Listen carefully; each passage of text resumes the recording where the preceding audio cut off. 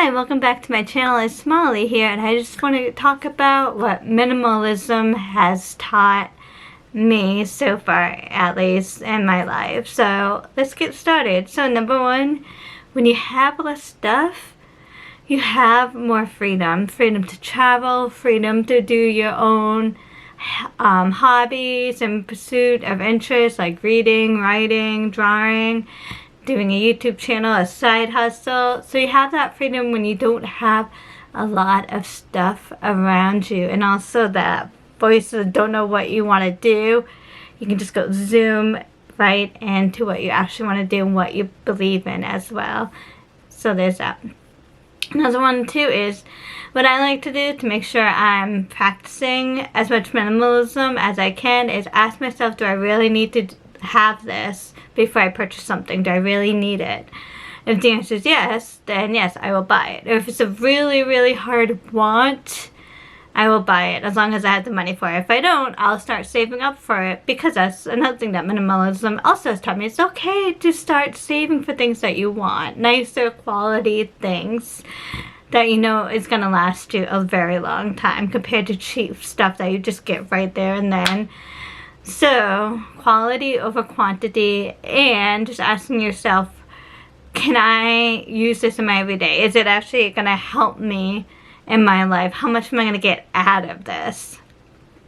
And also, too, another thing, when you're practicing minimalism, just remember in the back of your mind, you're constantly changing as a person. We move, we grow, we get different jobs.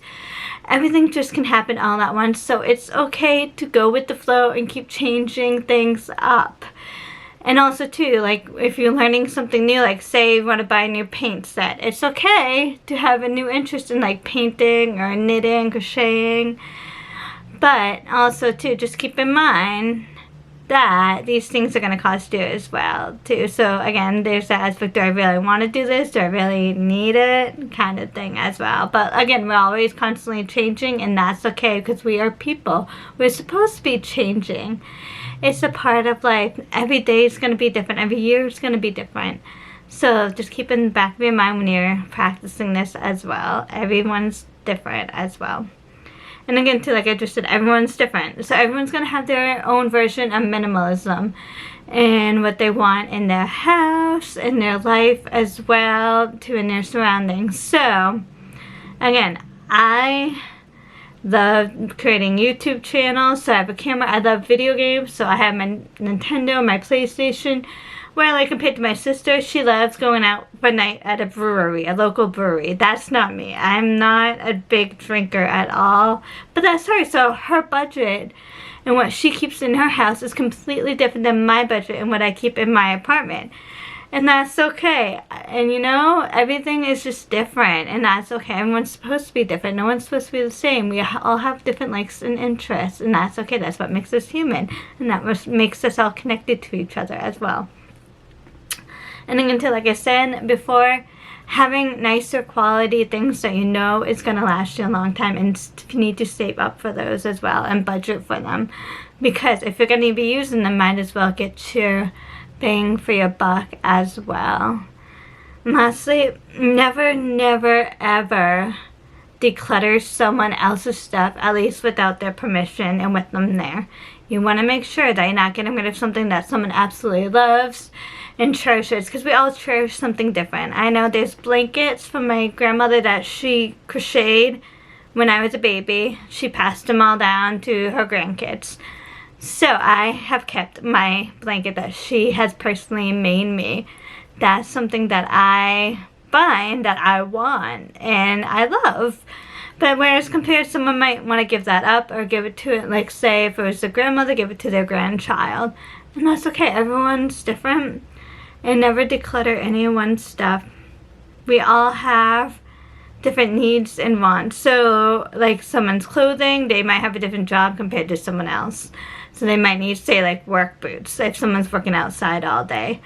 So never ever declutter something that someone else, you know, not good. And it can also strain relationships as well. So, yes, and also too, don't, you know, we're all gonna have regrets decluttering something. I know I have. I'm like, I really got rid of that. It happens. But don't be afraid to declutter. Usually it's about, for me personally, probably 20% of things I decluttered I've regretted. And that's okay. Again, with the minimalists, the podcast, they like to go by the 20-20 rule. And I'm starting to feel a little bit about that for myself as well. So, if it takes you 20 minutes and $20 to replace something, and you're not using it, get rid of it. It's fine. Each one, again, everyone has a different budget, but that is a good rule of thumb. And also a good rule of thumb is if you're going to replace something, get rid of the other thing. One thing in, one thing out. Those are the tools that I like to follow as well, as much as I can, because you never know. And it's better to get rid of things that you're not going to use as soon as you can. I personally have a box in my apartment that I put things in right now. There's the jackets that I decluttered in the previous video. And they're still there. But I'm going to get rid of them this weekend, hopefully, or next weekend. I'm waiting for a couple more things to declutter and I'll make a trip. But yeah. So make minimalism too, you know, easy and accessible if you can, you know, like if you see like a coffee mug, just put it in a box or whatever. Might as well if you're not going to be using it, you know what I mean? And also too, or just quickly post it on Facebook Marketplace or eBay, whatever you prefer as your selling option as well, if you really want to sell it and if you're really thinking you're going to get your bang for your buck back. A lot of times you can get a pretty good price back from it too. You won't get what you originally had, but you'll get something back. So those are things that I have learned that minimalism has taught me as I am like decluttering my apartment, getting it what I feel like is me. I feel like this has been a journey this year compared in last year, a little bit last year, the second half. I just realized it's okay to reorganize and redecorate as well, personally. So make it mine. That's what I'm trying to do. Like I should just set up this pin board here. I fell in love with it. It has all different Disney pins that I've collected so far. That's me. Obviously people won't have Disney pins and that's okay too.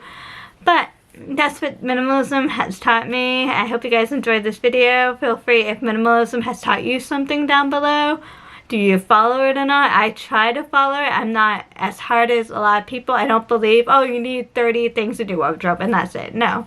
Like I said, everyone's different. You do you as long as you know you're practicing what you feel is appropriate amount of stuff and things that you need and want in your life. But again, hope you enjoyed this video. Feel free to leave a comment and like and subscribe, and I'll see you guys in the next video. Bye!